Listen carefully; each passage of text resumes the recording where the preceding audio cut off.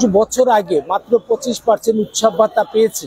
সেই 25% উৎসব ভাতার আজও কোনো পরিবর্তন হয় নাই। আমরা চাই 25% উৎসব ভাতার পরিবর্তে সরকারি শিক্ষক কর্মচারীদের ন্যায় 100% উৎসব ভাতা দেওয়া হোক এবং আমরা মাত্র 1000 টাকা বাড়ি ভাড়া পাই, 500 টাকা চিকিৎসা ভাতা পাই।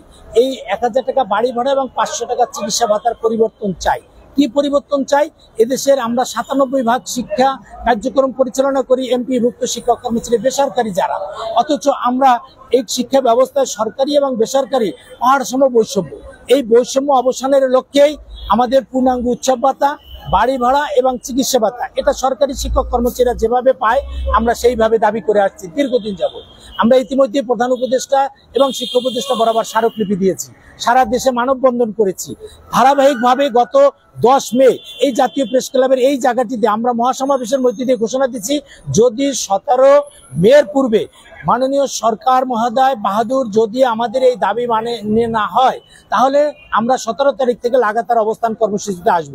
সেই ঘোষণার প্রেক্ষিতে আজকে আমরা লাগাতার অবস্থান কর্মসূচি পালন করছি। এখনো পর্যন্ত স্কুল শিক্ষা প্রতিষ্ঠান খোলা আছে।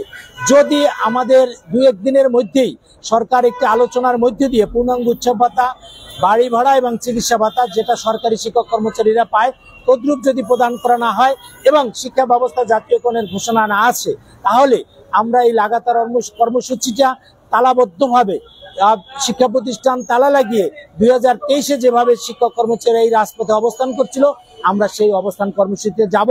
তাই আমরা মাননীয় শিক্ষা উপদেষ্টা এবং প্রধান উপদেষ্টার কাছে আমাদের আহ্বান, আপনারা শিক্ষকদের যেন রাজপথে থাকতে না হয় এই ন্যায্য দাবি নিয়ে।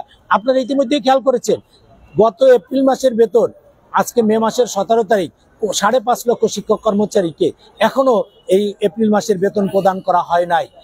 আমরা জানতেও পারি নাই কি কারণে আজকে 17 তারিখেও বেতন প্রদান করা হচ্ছে না। তাই এই সকল যে তামাশা, আমরা বিশ্বাস করি যে সরকারের সদিচ্ছা আছে কিন্তু সরকারের মধ্যেই লুকিয়ে থাকা বা ঘাপটি মারা কোনো কেউ থাকতে পারে যারা এই 5.5 লক্ষ শিক্ষক কর্মচারীকে নিয়ে খেলছে। আমরা অনতিবিলম্বে এটার অবসান চাই এবং শিক্ষা ব্যবস্থা জাতীয়করণ সহ আর্থিক প্রাপ্তির ক্ষেত্রে সরকারি এবং বেসরকারি যে বৈষম্য আছে সেই বৈষম্য ঘুচাতে হবে, না হলে আমাদের লাগাতার অবস্থান কর্মসূচি চলবে।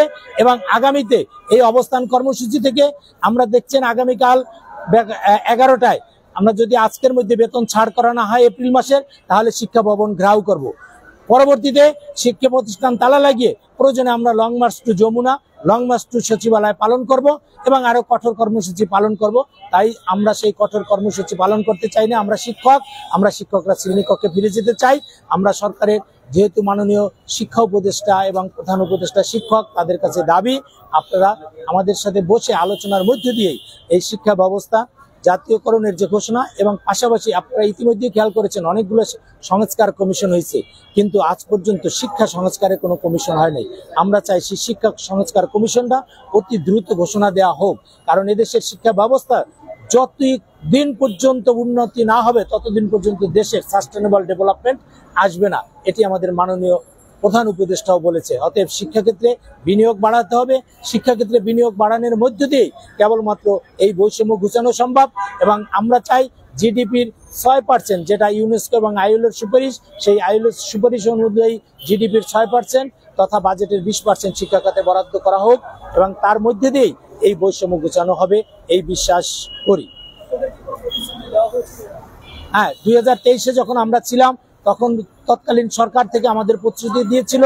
আমরা গত কিছুদিন আগে দেখেছি যে সাবেক শিক্ষা উপদেষ্টা যিনি এখন বর্তমান পরিকল্পনা উপদেষ্টা আছেন উনিও দিচ্ছেন যে শিক্ষাক্ষেত্রে যে এই যে বৈষম্য আছে এটা উনি স্বীকার করেছেন এবং বিশেষ করে উনি এটাও বলেছেন যে আমরা শিক্ষক কর্মচারীরা অবসরে যাওয়ার পরে 4-5 বছর পর্যন্ত আমাদের অবসর এবং কল্যাণ সুবিধা পাচ্ছি না।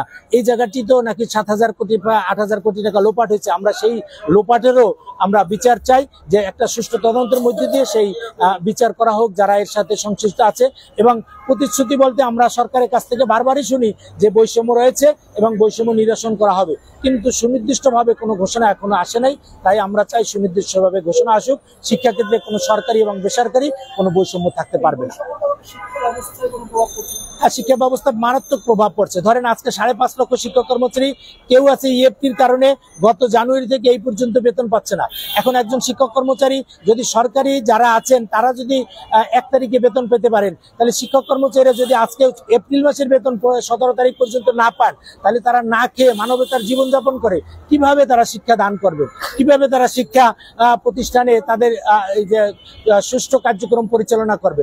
অতএব আমরা মনে করি এই যে 5.5 লক্ষ শিক্ষক কর্মচারীকে, বিশেষ করে শিক্ষাক্ষেত্রে যারা 97 ভাগ দায়িত্ব পালন করে, তাদেরকে এই বৈষম্যের শিকারে রেখে, তাদেরকে অবহেলা করে, তাদেরকে অমানবিকভাবে এই অবস্থায় রেখে কোনো অবস্থাতেই ভালো শিক্ষা কার্যক্রম পরিচালনা করা সম্ভব নয়। আমি অধ্যক্ষ শেখ কাউসার আহমেদ, বাংলাদেশ শিক্ষক সমিতি বিটিআর সভাপতি, এবং এই যে আন্দোলন চলছে শিক্ষক কর্মচারী ঐক্য পরিষদ, এই শিক্ষক কর্মচারী ঐক্য পরিষদ মোর্চার আমি চেয়ারম্যান।